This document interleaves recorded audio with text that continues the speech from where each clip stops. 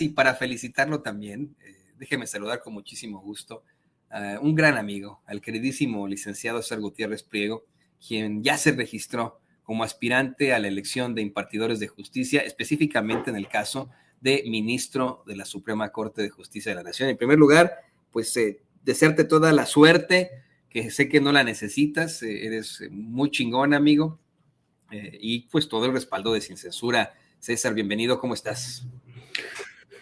Mi querido Toño, como siempre un placer saludarte, ¿cómo has estado? Pues aquí nomás pendiente de la información de lo que está ocurriendo. Se habla de casi 20,000 registros por parte de, pues, nada más en la parte del Poder Ejecutivo frente a esta elección de impartidores de justicia. Esto pues en medio de una discusión absoluta y ardidez de parte de la derecha mexicana que siempre repite el mismo discurso. Pero bueno, bien, ¿tú qué tal? ¿Cómo estás, César? Pues bien, mi querido Toño, yo ya me inscribí, incluso ya subí el tweet, donde me inscribí para contender como candidato a ministro de la Suprema Corte de Justicia de la Nación. Lo hice por medio del Comité de Evaluación del Poder Legislativo Federal y bueno, pues con la esperanza de que podamos ser seleccionados, ¿no? Entiendo que hay muchos perfiles, habrá diferentes etapas de evaluación. De aquí a mediados de diciembre nos enteraremos si la captura de documentos fue la correcta y posteriormente pues vendrá todas estas evaluaciones que se darán dependiendo de cada uno de los comités, en donde habrá entrevistas. Estas entrevistas incluso serán de carácter público y para mediados de febrero, más bien principios de febrero, ya conozcamos cuáles van a ser los perfiles depurados, obviamente, dependiendo del número de perfiles que existan, hay la posibilidad de ir a la insaculación por medio de tómbola, y los que ya queden para febrero nos enteraremos quiénes serán los candidatos o seremos los candidatos. Cuéntanos, ¿cómo fue el proceso? Es algo que la gente quiere saber, desde la ultraderecha, desde los espacios de Chayusén Oresti, de Carlos Loret de Mola, el cedoprista, los montajes de López Dóriga, etcétera, etcétera, etcétera. Se ha planteado que fue una situación muy fácil y que cualquiera podía entrar, pero tengo entendido que la razón por la cual se registran tan altos números casi hasta el final es debido a la cantidad impresionante de requisitos que se solicitaron para pues para ser aspirante al menos a ocupar esta candidatura. Cuéntanos un poco más de eso, César. Mira, lo que pasa es que es un sinnúmero de documentación la que te solicitan que, pues, por supuesto, no es tan sencillo, ¿no? De entrada, ve a la universidad en donde estudiaste, solicita un certificado de calificaciones con validez oficial. No son trámites que te los hagan de un día para otro. En mi caso, por ejemplo, la especialidad, la maestría, pues ir y solicitar la documentación. Yo no había iniciado los trámites de titulación. En mi caso, yo nada más necesito la licenciatura, la cédula profesional, para poder pues, realizar mi práctica profesional. Entonces, muchas veces por decidiosos dejamos por ahí de hacer algunos trámites. Entonces, fue ir a marchas forzadas a realizar todas estas solicitudes. Imagínate, la especialidad la hice en el año 2012. Tuve que ir a solicitar documentación del año 2012. La maestría fue en el año 2013. Tengo una segunda maestría que terminé en el año 2019. Los estudios en el extranjero, obviamente, pues tenía que solicitar el apostillamiento para que se pudieran hacer los trámites aquí en México, situación que no nos dio tiempo, pero que además no sirven para lo que se está solicitando porque tú tienes que cumplir con ciertos promedios en algunas materias en específico, dependiendo el puesto al cual quieras aspirar, y que tienes que tener un mínimo de calificación de 9. Para todas aquellas personas que decían, no, hombre, 5 cartas de recomendación y se acabó. No, incluso las cartas de recomendación tienen que tener un formato. Ese formato no es nada más que tengan una carta de recomendación, sino que tienen que venir ciertos datos, mi querido Toño, en donde a la gente, incluso pues, el comité de evaluación pueda hacerles una llamada telefónica, mandarles un correo electrónico para verificar que efectivamente ellos fueron quienes signaron la carta. Asimismo, pues obviamente ciertos datos incluso de la persona, ¿no? Como clave del lector, y el cual, pues bajo protesta de decir verdad, manifiesta que los datos son suyos, y todo esto para que lo puedan verificar de forma inmediata. Asimismo, los comités de evaluación, la información que tú estás brindando, ellos tienen de forma directa, por medio del software que se instaló, de verificar que los datos que tú estés presentando pues sean datos correctos y que existan, ¿no? Si tú hablas de que tienes una cédula de especialidad, por ejemplo, pues verifican que efectivamente tengas una especialidad registrada ante, obviamente, la Secretaría de Educación Pública y que exista, ¿no?, en el Registro Nacional de Profesionistas para ver que existe una cédula profesional. Así es la mayoría de estos datos, pero ese es el primero de algunos puntos.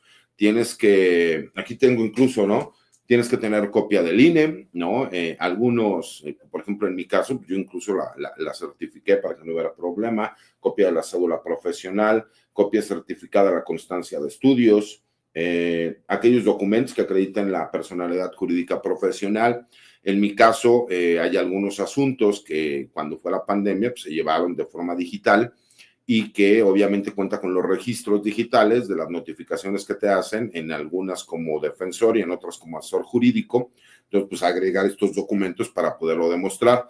Como nada más había posibilidad de subir algún documento, bueno, pues en mi caso yo tenía también las facturaciones que hago desde hace más de 18 años, como pues, obviamente practicante del derecho, mi registro nacional de profesionistas a nivel federal, el registro que tenemos todos los profesionistas del derecho en la Ciudad de México, en el Estado de México, en el Estado de Morelos, dependiendo de los estados de la República donde nosotros vayamos y postulemos, que litiguemos, ¿no? En mi caso yo que soy 100% litigante, nunca he trabajado en el gobierno, entonces pues obviamente el poder demostrarlo, que tienes más de 5 años de antigüedad.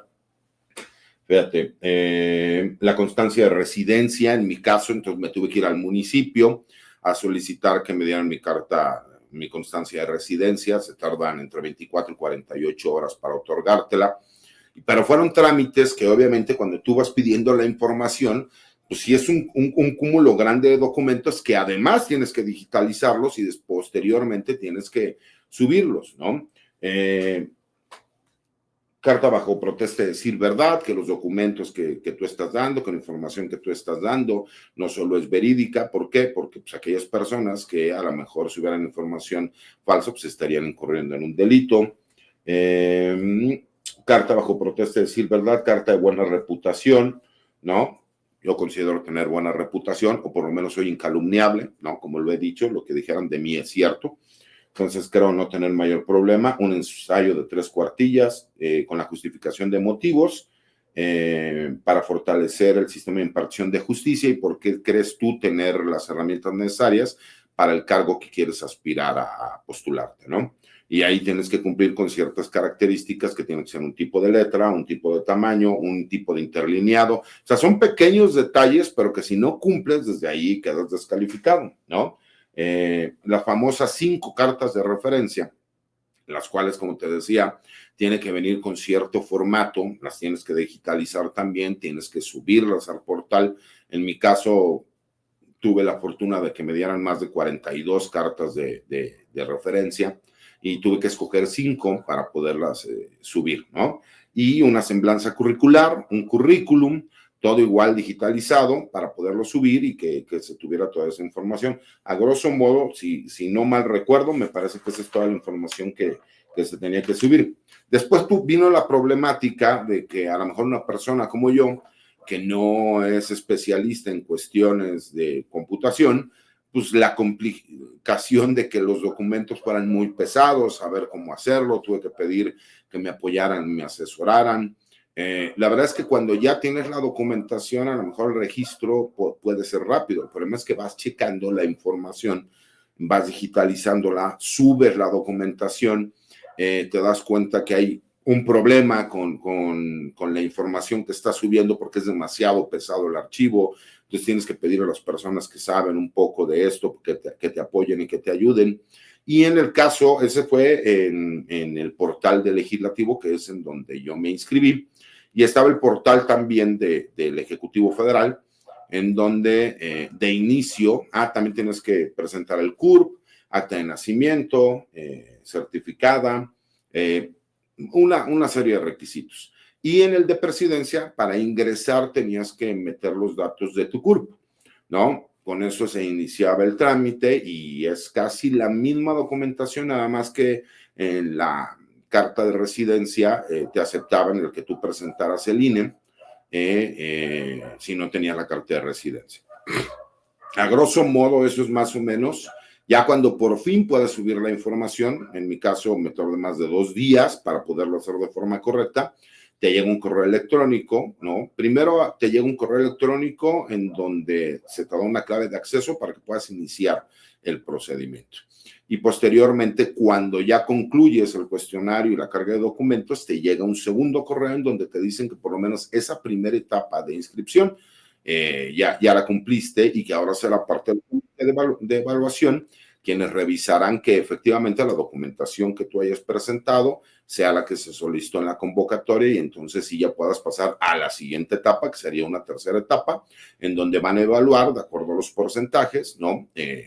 Cuál es el tipo de calificación que se le darían a los perfiles, desde la preparación académica, obviamente la experiencia profesional y por último la buena pública, ¿no? Que es como se conoce al buen nombre de las personas que se pudiesen tener al ejercer la profesión de abogado. Y a grosso modo, mi querido Toño, eso es parte del proceso de cómo se lleva a cabo para la inscripción en cualquiera de las modalidades que estuvieras buscando, ya sea ser juez, magistrado o ministro.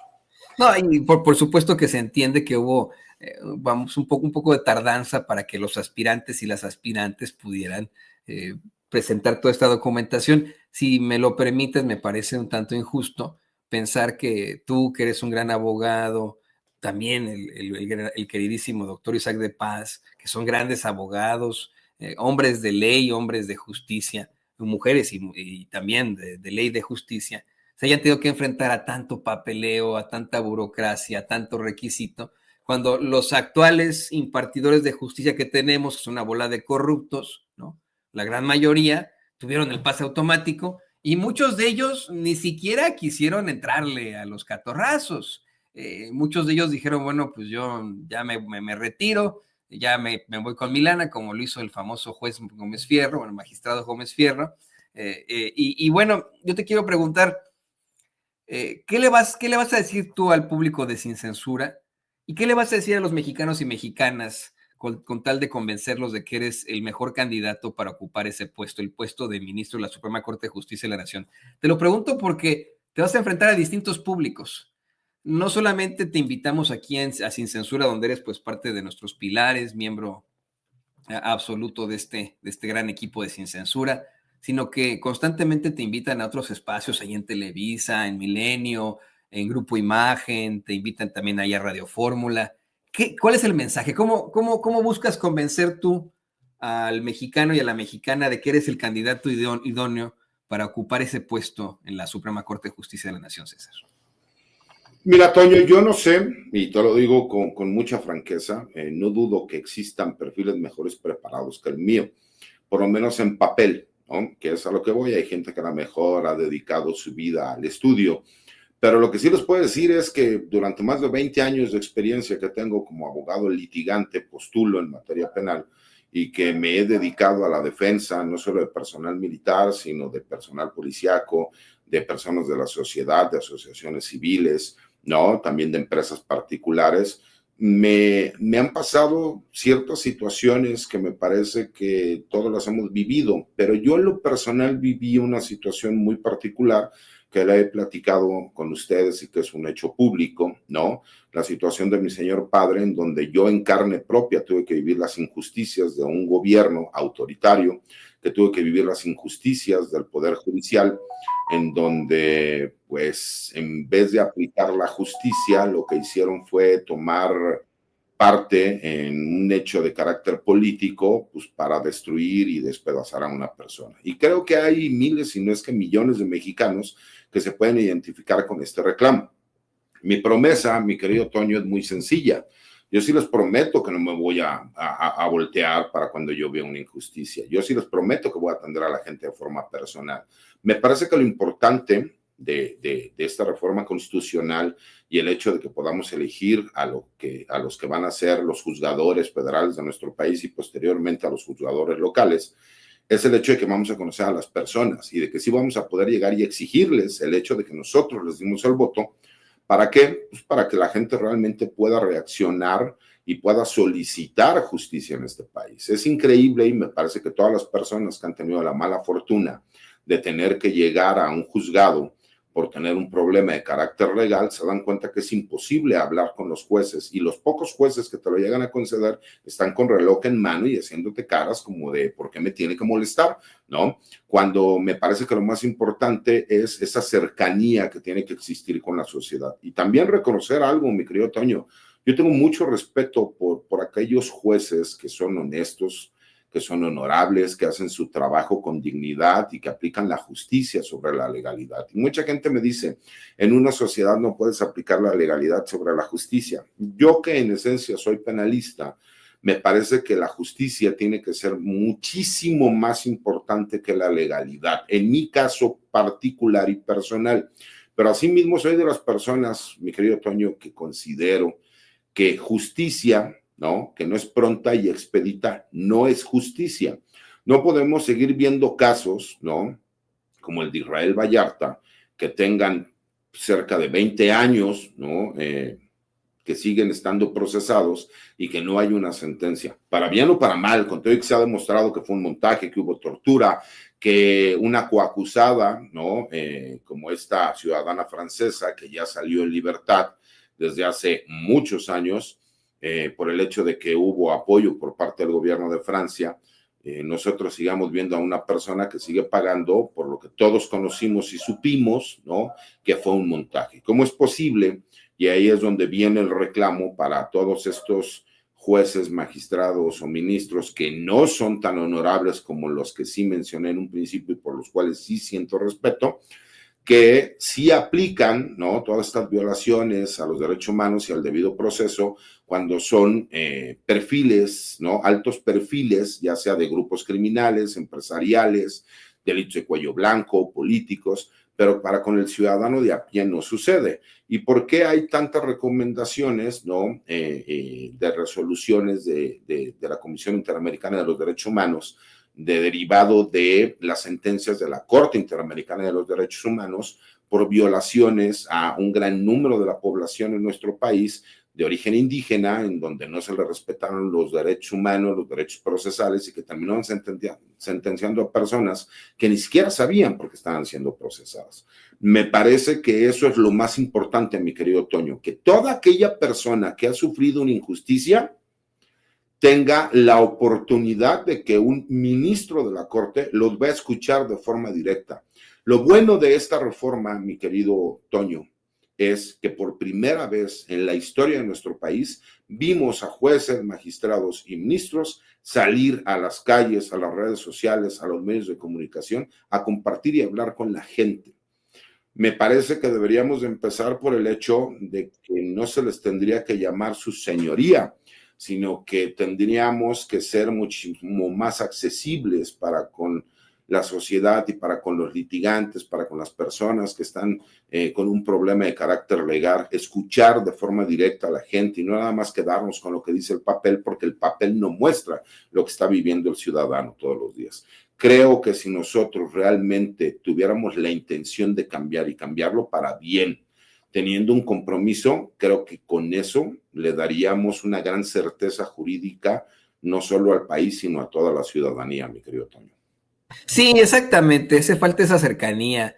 Te soy perfectamente honesto, César, y querido público consentido, no sé si deba yo incluso confesar esto, pero yo honestamente siempre me siento intimidado por la figura de un impartidor de justicia, ya sea juez, magistrado o ministro, por la tradición de la que hablas y que ocurre desafortunadamente, la mala tradición de nuestro poder judicial. Personas a las que hemos concebido como pues funcionarios con todo el poder que tienen en sus manos, vamos, la decisión sobre la vida de una persona de un momento para otro. A mí siempre me ha intimidado la figura del impartidor de justicia, siempre, ¿no? Decir, oh, es que este cuate es un juez, ni te metas con él, no voy a hacerla de malas, son gente con muchas influencias, con mucho poder y que efectivamente puede acabar con tu vida y porque desafortunadamente así es como lo han actuado durante pues todo este tiempo que hemos sufrido al Poder Judicial en México, ¿no? En cuanto a la corrupción que se estableció desde que toma el poder el Partido Revolucionario Institucional, ¿no? Todas estas estructuras.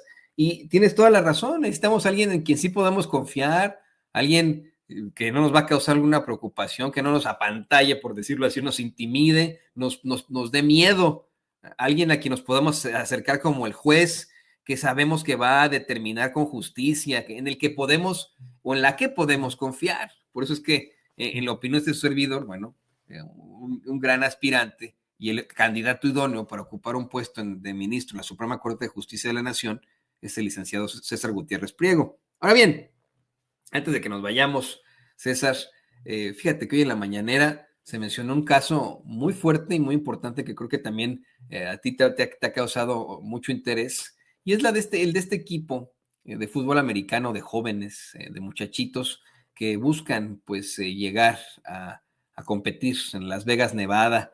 No sé si nos quieras platicar algo al respecto de esto. Mira, claro que sí, Toño. La realidad es, creo que la gente lo sabe, yo soy un apasionado del fútbol americano, es el deporte que más me gusta a mí, porque además fue el deporte que me dio la oportunidad de poder estudiar una carrera, gracias a una beca deportiva que me dieron en aquel momento el coach Guillermo Villalpando, que lo conocemos como Colio, y el coach César Martínez, que lo conocemos como el Negro. Y gracias a ese amor que tuve por el fútbol americano y tuve la oportunidad de tener una beca deportiva, pues siempre fui muy apegado a este deporte. Obviamente a alguno de mis hijos pues, le gustó también el hecho de fútbol americano, y pues es un muchacho que desde los 5 años empezó a practicar este deporte con grandes habilidades. En este momento que él tiene 12 años, ya rompió todos los récords de su señor padre, tiene más touchdowns, y la verdad es que es un muy buen muchacho, y hubo la posibilidad, hace un año lo invitaron para que se fuera a probar a lo que es la selección de fútbol americano de nuestro país en la categoría infantil. Y obviamente mi hijo fue. Cuando llegó mi hijo, pues tuvo que luchar pues contra veteranos que ya tenían ese puesto, lo juega en la posición de quarterback.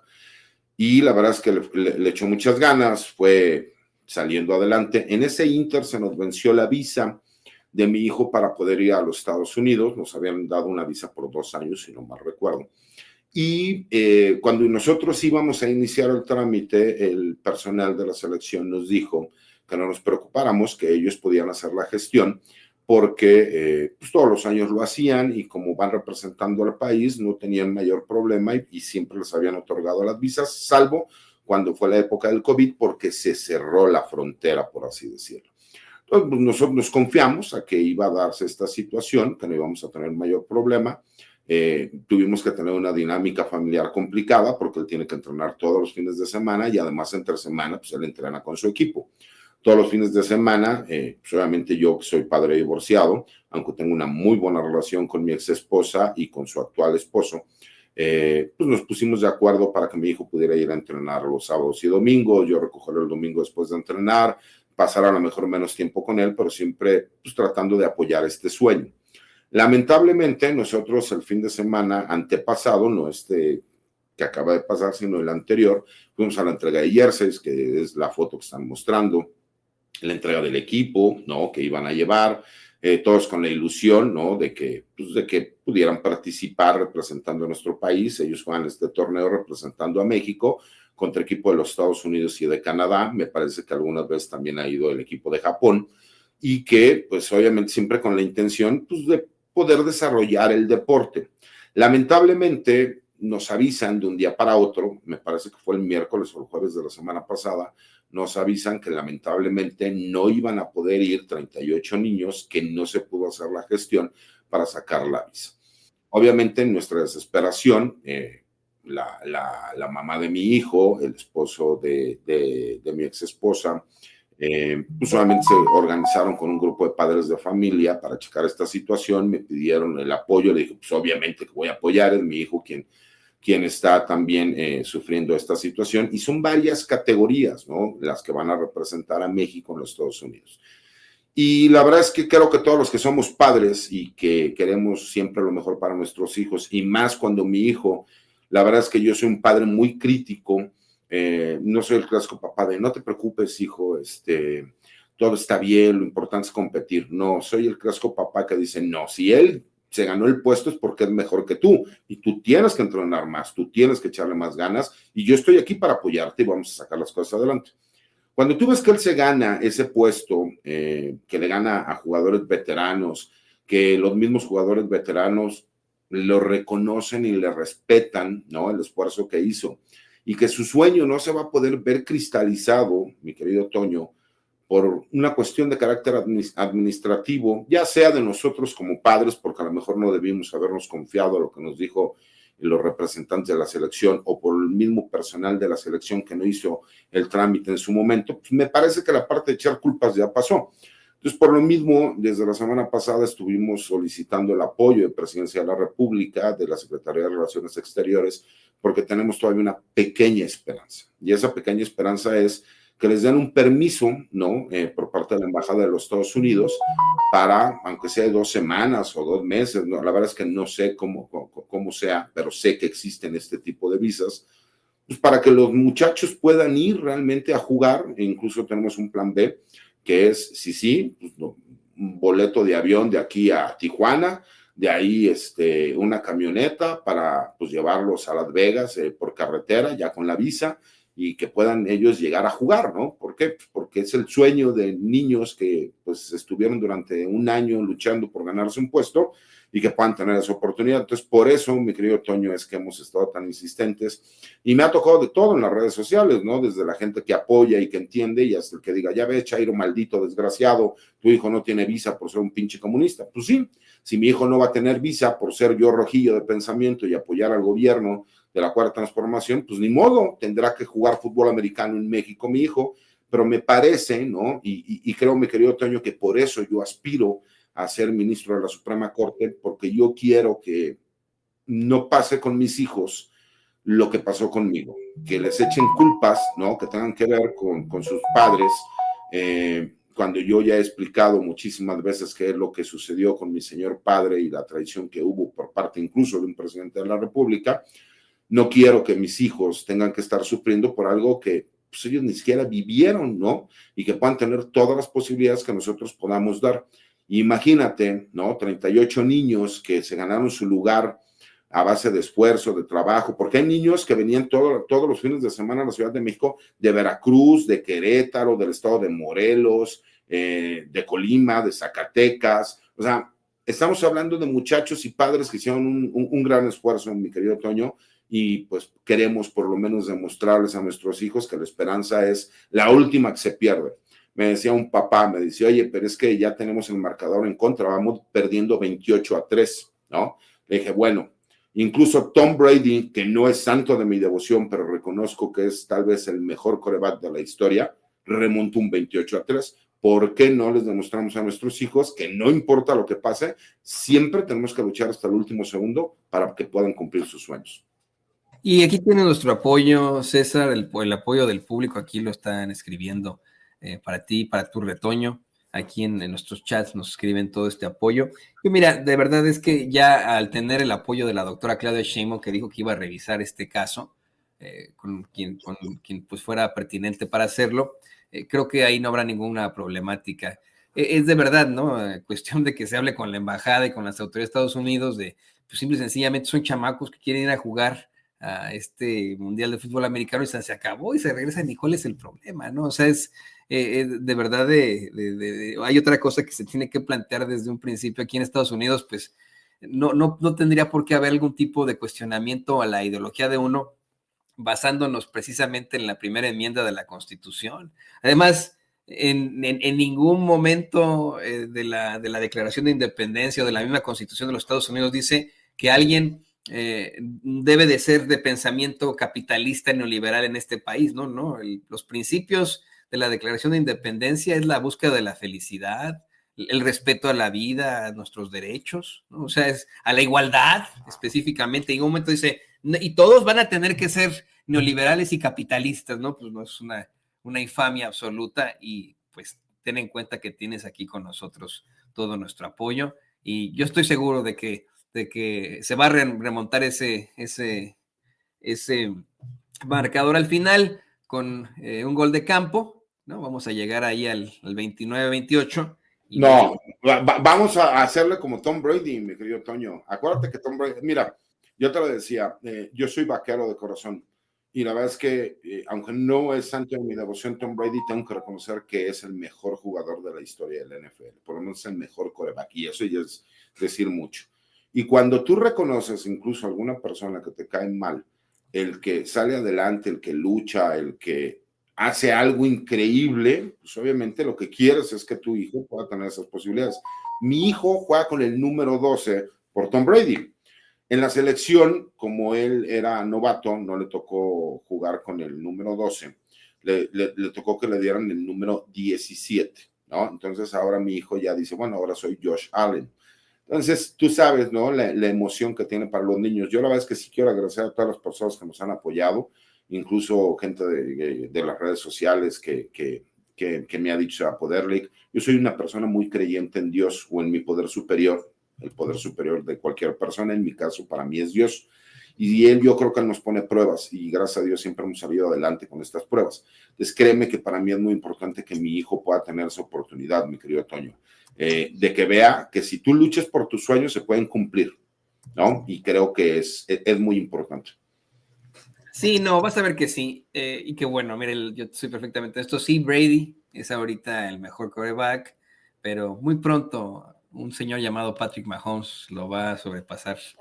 Y por Con mucho. todo respeto, Toño, no lo creo. Y te voy a explicar por qué. Y te voy a explicar por qué. Fíjate, yo que soy uno de los más grandes críticos de Tom Brady, tengo que reconocer que tener una carrera de casi 20 años, en donde en tus primeros 4 años ganas 3 supertazones, ¿no? Bueno, 5 porque el primer año no jugó. Ganas 3 supertazones, después pierdes 2 y tienes la capacidad para regresar y convertirte en el mejor de la historia. Yo que soy una persona de 48 años, mi querido Toño, y darme cuenta que Tom Brady todavía hace 2, 3 años seguía jugando, digo, merece todo mi respeto este hombre, ¿no? Y el problema que yo veo con Patrick Mahomes es, yo no dudo que es un fenómeno y que es un jugadorazo y que tiene un gran equipo alrededor y un gran coach, hay que reconocerlo. El problema es la longevidad, mi querido Toño, porque son capacidades distintas. Tom Brady hacía que sus compañeros jugaran mejor. Me parece que Mahomes sigue siendo él quien tiene que hacer esa jugada, ¿no? Que hace falta. Esperemos, me encantaría ver a una persona como Patrick Mahomes que llegara a 11 supertazones y ganara 8. Lo veo muy complicado. Sí, vamos a ver, pero, y es más, yo te invito a ver si se puede antes de que empiece ya pues la locura, a ver si se puede, ¿no? En que en algún momento veamos, a pesar de estas cuestiones de la visa y etcétera, un partido de los Chiefs, porque yo sí creo que Mahomes en estos momentos es la mente y la fuerza para que su equipo consiga siempre llegar a donde está, ¿no? Ahorita sí le está, vamos, yo lo veo a él. Bueno, y Kelsey, ¿no? Que le toca besito de la Taylor Swift, entonces luego sale inspirador. Ese es Kelsey. ¿No? Kelsey. Pacheco, que es un jugadorazo. Sí. No, me encanta el fútbol americano, mi querido Toño. No me sé ni siquiera bien el nombre de los jugadores del Cruz Azul, que soy súper fan, pero del fútbol americano sí. Creo que me sé la mayoría de los equipos, los jugadores notables. No, lo bueno esto es que, por ejemplo, Mahomes se ha mantenido, sí, a raya de la política, a pesar de que él constantemente apoya muchísimas de las fundaciones en pro de los jóvenes de escasos recursos aquí en Kansas City. Oye, Toño, fíjate. Su esposa es trompista, ¿no? Su esposa es la dueña de Current. ¿Qué es lo que yo le podría decir a la gente para que votaran por mí? Pues que siempre he sido el menospreciado, el chico, el que no me ven venir, el que, no hombre, pues es que no tiene posibilidades y que pues soy como cualquier ciudadano, ¿no? No falta el que trate de restarle méritos a tu trabajo y dice, no, bueno, pero es que por quién era su papá, pues me imagino que mi papá iba conmigo a la universidad, o mi papá iba conmigo a los juzgados, o mi papá le tocó que tuviéramos que ir a la Corte Interamericana de los Derechos Humanos, o ir a los juzgados militares o a los juzgados federales, aguantar que la gente te dijera una serie de barbaridades, que te ofendieran, que personal militar te secuestrara. O sea, me imagino que mi padre estaba todo ahí. Pues no, obviamente yo lo que quiero es tener la oportunidad, mi querido Toño, de cambiar, pero cambiar en serio de raíz lo que es la impartición de justicia en este país. Eso es lo que yo quiero, que puedas tener realmente un ministro. Hasta que llegó Lenia Batres, ¿cuándo habías visto tú, con todo respeto, Toño, que una ministra o un ministro saliera a convivir realmente con la gente, a platicar qué es lo que pasaba, qué es lo que sucedía? O sea, simple y sencillamente ellos se creían de otro nivel completamente. Si los jueces, como tú lo decías, mi querido Toño, ¿no? Como te digo, hay grandes jueces que merecen todo mi respeto, aquellos que sí son honestos, aquellos que son valientes, aquellos que son justos. El problema es que hay un grupo importante de jueces, magistrados y ministros que son unos corruptos que siempre apoyan, ¿no?, a ciertos personajes y grupos por intereses personales. Esos son los que no queremos nunca volver a tener. Pero eso, nada más tener la oportunidad, mi querido Toño, de cambiar las cosas. Todas aquellas personas que hemos tenido que pasar por una injusticia en la vida, tener la posibilidad después de cambiarlo, bueno, yo creo que eso lo agradecería todos los días de mi vida y vería, ¿no?, cuál es la diferencia entre las personas que sí tenemos ganas de hacer las cosas. Y me parece que también sería un triunfo para los que somos abogados litigantes en este país. Mucha gente piensa que los méritos son única y exclusivamente por haber trabajado en el gobierno o por trabajar en el Poder Judicial. Me parece que no. Me parece que también los que vamos y tenemos que gastar suela del zapato todos los días, ir a la agencia del Ministerio Público, ir a los juzgados y tener que fajarnos en audiencias contra 15 ministerios públicos, ¿no? Y que aquí estamos 2 abogados bien aferrados defendiendo los intereses de nuestros clientes, pues también merecemos reconocimiento y tenemos el mérito como para poder hacerlo. Entonces, si la gente cree que yo tengo cualquier posibilidad, pues que me apoyen. Y si no, que busquen un mejor perfil y créanme que si no soy yo candidato, apoyaremos al mejor perfil para que sea la continuidad de la Cuarta Transformación. Porque si nos descuidamos, mi querido Toño, perfiles como el de Roberto Gil, que son ultraderechistas, que sería revivir al calderonato, pueden colarse, mi querido Toño, y tienen los votos para meter 2, 3 ministros. Imagínate hacer una reforma para que ellos terminen siendo ministros de la Suprema Corte, pues sería una locura, ¿no? Y yo creo que la peor debilidad de los adversarios del licenciado César Gutiérrez Priego es subestimarlo. Y se la van a Pérez Prado con eso. Que no con todo y orquesta, dijeron por ahí, mi querido Toño, con todo y orquesta. Con todo y orquesta. Pues querido César, ya sabes que aquí tienes el apoyo de Sin Censura, de su público, que ya te llama ministro. En los chats tú lo puedes ver. Público conocedor, chinga. Público conocedor. Ya le llama ministro al queridísimo César Gutiérrez Priego. Yo te pido, por favor, que nos compartas tus redes sociales para que pues, la gente siga en contacto contigo, te busque, te haga estas preguntas, te haga estos planteamientos y te apoye también en lo que está ocurriendo en estos momentos. Por favor, compártenos tus redes sociales. Claro que sí, Toño. Mira mi cuenta de Twitter, ahora X, anteriormente Twitter, que es @CesarGutiPrim. Todos los martes escribo una columna de opinión para La Silla Rota. Tengo una página de YouTube en donde, pues en algunas ocasiones subo algunas videocolumnas y obviamente en los espacios libres como El Viento, como en Sin Censura, hoy especialmente el lunes, pero que todos los martes estamos en la mesa de seguridad, ¿no? Con 2 grandes compañeros, maestros en el tema, con Paco y con Pepe, y obviamente, pues, agradecerte a mi querido Toño, le envío un fuerte abrazo a tu señor padre, y decirle que seguimos en la apuesta. Él ha mejorado, y yo ya soy precandidato a ministro, entonces tenemos que seguir echando ganas, porque él tiene que salir bien, y yo tengo que seguir con este proceso para poder aspirar a ser ministro. Ahí van hombro con hombro, ya regresó a trabajar mediodía, ya trabaja mediodía todos los días como le gustaba a él, y este fin de semana a él le gusta mucho correr. Bueno, pues pudo participar caminando, pero participar en una de las carreras que tanto le fascinan. Así que ahí van hombro con hombro, el licenciado César Gutiérrez Priego, el doctor Ruiz Alfaro, así que vamos a darle con mucha fuerza. Querido amigo, te mando un abrazo, y usted, público consentido, pues ya lo sabe, ya quedó como aspirante el queridísimo licenciado César Gutiérrez Priego a buscar ser ministro de la Suprema Corte de Justicia de la Nación. Usted apóyelo, aquí lo apoyamos en Sin Censura. Muchas gracias, César. Igualmente, Toño, un abrazo para ti y para todas las personas que nos ven. Nos vemos mañana, cuídense, hasta luego. Nos vemos mañana, ahí tiene usted a nuestro gran amigo, el licenciado César Gutiérrez Priego, aquí en Sin Censura, y vamos con más.